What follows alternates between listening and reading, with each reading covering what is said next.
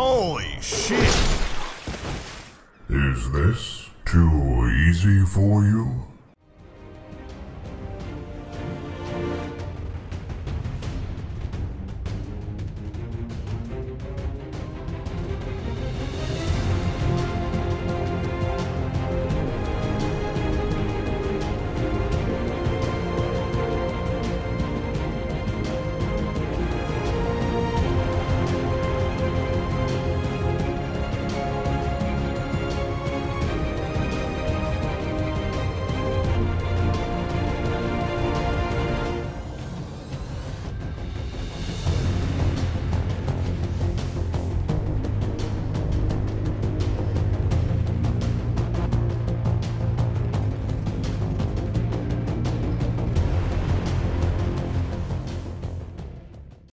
As always, the first choice of the run is picking a name, and I figured I would become the anti-Easy Pete by becoming Difficult Peter.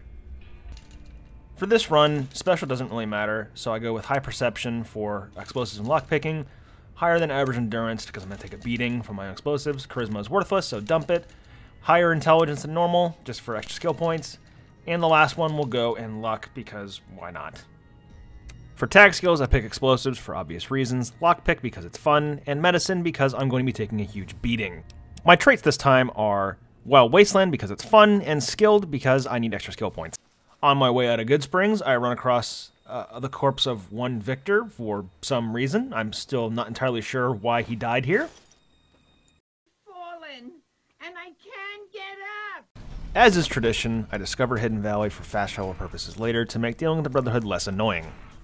Now, some people may find it morally apprehensible that I'm committing petty theft to fuel my weapon supply, and to those people, I only have one response.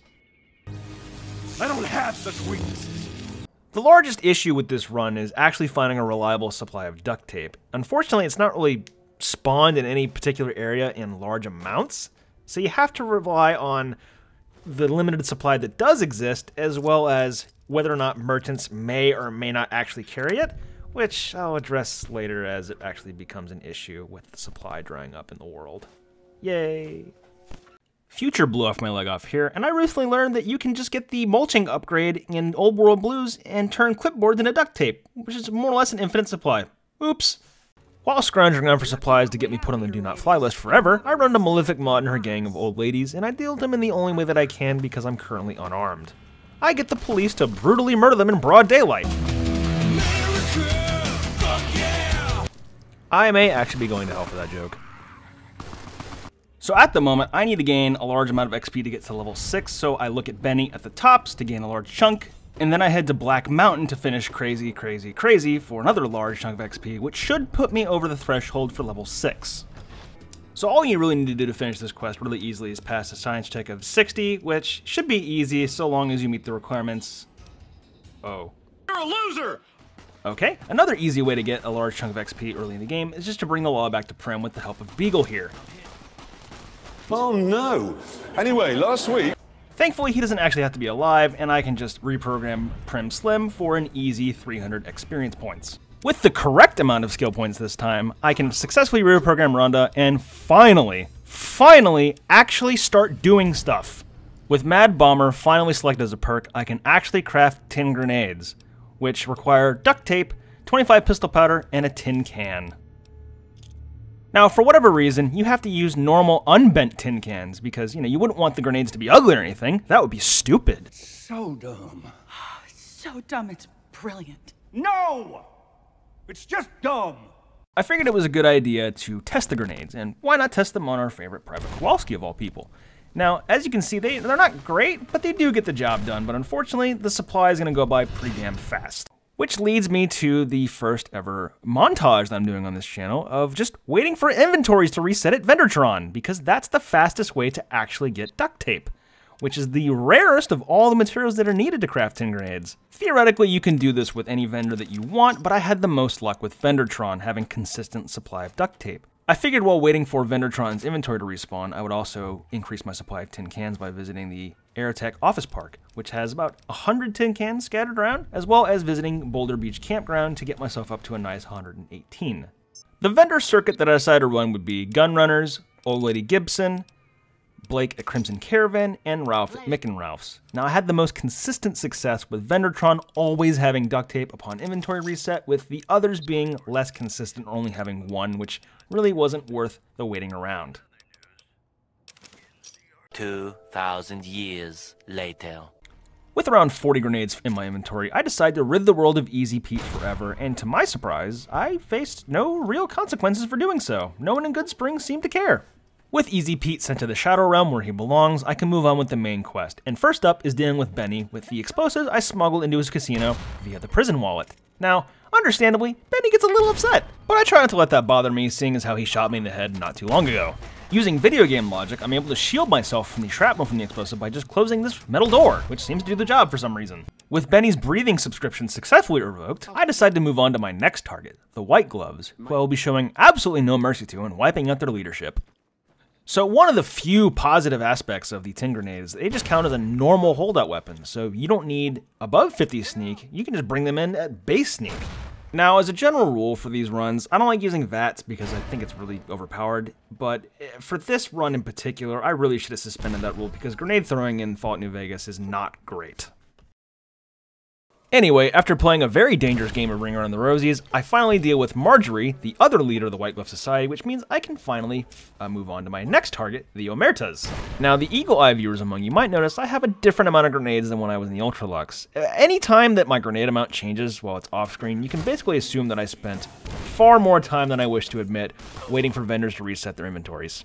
Anyway, moving on, with Big Cell successfully blown up his own casino, I can take care of my next big target, which is Mr. House, who only goes down to a single grenade. And after dealing with him, next up is the Brotherhood, which may seem like a suicide mission. But when I'm in command, every mission's a suicide mission.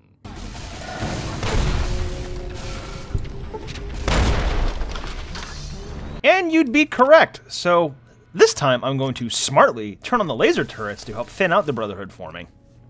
In these weapon restricted runs, I tend to go by, did I get experience for that? If I did, it counts as me killing them. If I don't get experience for it, I didn't kill them, so it's technically okay. With that being said, I decided to collect the remaining key cards I need to activate the self-destruct feature of the bunker, so I really don't have to spend another half hour grinding for materials. Moving on, I decided to wipe out the cons, which was really easy since all the leadership decided to congregate in this small room. I've said it before and I'll say it again, the Great Khans really are a pathetic faction, although this time I won't even have to worry about stumbling over their dead bodies at the dam. Now, due to poor timing on my part, I wasn't able to blow up Malcolm Holmes, so George will have to suffer my wrath even more so than normal. Now, unlike the previous factions, I'm actually going to be doing the Boomers' quests because I feel like they relate to me on a spiritual level. You know, they like blowing stuff up, and so do I. With the various side quests done for the Boomers, I'm able to successfully raise the Bomber from the lake, gaining their support in the upcoming battle for Hoover Dam, which is likely to be short considering I may have forgotten to activate the army at the forts. And speaking of things I can't be bothered to deal with, I missed the part where that's my problem. With all the factions brutally murdered for no reason other than I was bored, I've decided to see exactly what happens when you don't put any effort into doing Yes Man side quests. I haven't done it before, so I'm kind of curious to see how it plays out. That being said, I kind of didn't really do a whole lot of combat at the end unless I was absolutely forced to, so I really only fought the Legate and his raiding party at the end. Which I kind of emphasize here because these guys don't really try all that hard to stop me from entering the forbidden room other than shooting at me, which isn't really that much of a deterrent considering how much health I have. So if you're like me and you've never done this particular thing before, all that really changes is that you blow up the generators instead of turn them on. And now here comes the part where I really wish I suspended the no VATS rule because Legate Lanius has a lot of health for the base game considering what kind of weapon I'm using, and the grenades tend to just kind of bounce around everywhere and do very little damage in general, which usually leads to the Legate just owning me and killing me. Now, I'm more than happy to admit that my aim is not good and by any stretch of the imagination, but I mean, come on, these grenades are just, the aiming is just horrible. You really should just use VATS if you're going to use any kind of thrown weapon in this game. So at this point in the game, I had been playing for about 6 hours, and about half of that was just grinding for materials. I spent about 2 hours trying to deal with Legate Lanius, just constantly knocking me over and just getting overwhelmed by all of his backup, to the point where I was just getting frustrated, where I just wanted this run to be over. I'd like to say that of the previous runs that I've done, I'd recommend almost all of them. This one I would not unless you really just enjoy being frustrated. However, after an uncounted amount of attempts later, I finally killed Lanius. And the relief was just enormous.